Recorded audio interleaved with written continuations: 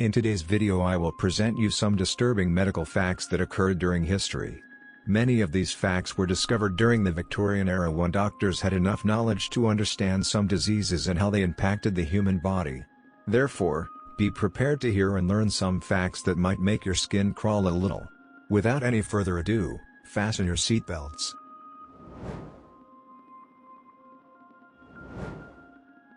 The skull that you see in this picture is of a child from the 19th century that suffered and ultimately died from hydrocephalus.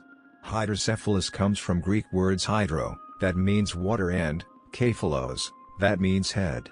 This is a medical condition that occurs when there's an abnormal accumulation of cerebrospinal fluid in the brain.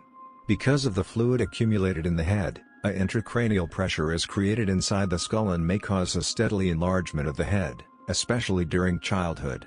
It has the potential to cause convulsion, tunnel vision, and mental disability. However, it can ultimately cause death. This condition is still incurable. However, it can be managed by placing a drainage tube between the brain ventricles and abdominal cavity. With this particular case, the skull opened like a flower due to the high volume of water in the brain. It is currently on display at the University Museum, in Utrecht, the Netherlands. The next fact is some sort of nightmare that some of us probably thought about. Premature burial. Imagine being buried alive, with no possibility to escape. Anxiety over the premature burial was so widespread during the Victorian period that in 1891, Enrico Morselli, an Italian psychiatrist, patented the medical term for it, taphophobia. It comes from the Greek words grave and fear. A few years before, in 1822, Dr. Adolf Gutsmuth thought he had enough of this fear and decided to face it. He designed a safety coffin. For hours, Adolf remained 6 feet under, during which time he consumed soup, sausages and beer. This was possible through a feeding tube built into the coffin. Now that's what I call a man cave, eating and enjoying life far from wife and kids. Jokes aside, the Germans were quite the inventors back in the days. The best known invention was of Dr. Johann Gottfried, which incorporated a system of ropes that attached the corpse's hands, feet and head to an above-ground bell. Many tries to incorporate this system has failed. As the body begins to decompose, it can move inside the coffin. These tiny movements automatically triggered the bells, and a nice walk in the cemetery to mourn the loved ones was quickly transformed into a nightmare. If all this seems a bit out of the fairy tale books, even nowadays there are safety coffins for purchase. In 1995, Fabrizio Caselli invented a model that includes an emergency alarm, two-way intercom, flashlight, oxygen tank, heartbeat sensor and stimulator. Now that's what I call a phobia. Jumping into the next disturbing fact, presents the final stages of tetanus, in which the patient goes into convulsion and breaks his own spine. In 1809, the Scottish surgeon and anatomist Sir Charles Bell painted this disturbing scene after observing soldiers in the Battle of Corunna, infected with tetanus. Sir Charles Bell discovered the difference between sensory nerves and motor nerves in the spinal cord.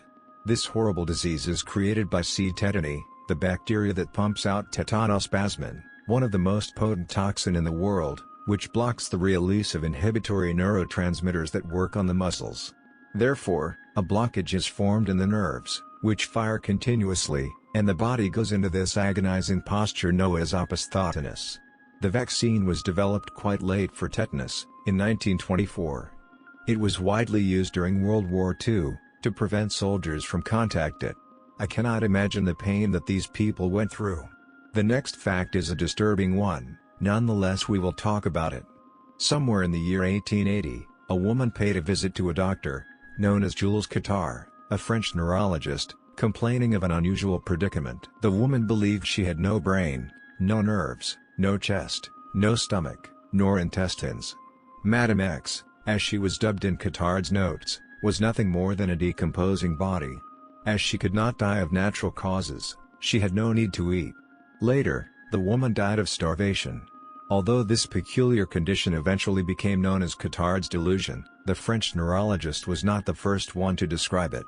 In 1788, Charles Bonnet reported the mysterious case of an elderly woman who was preparing her lunch in her kitchen when a draft struck her forcefully on the neck, paralyzing her on side, as if hit by a stroke.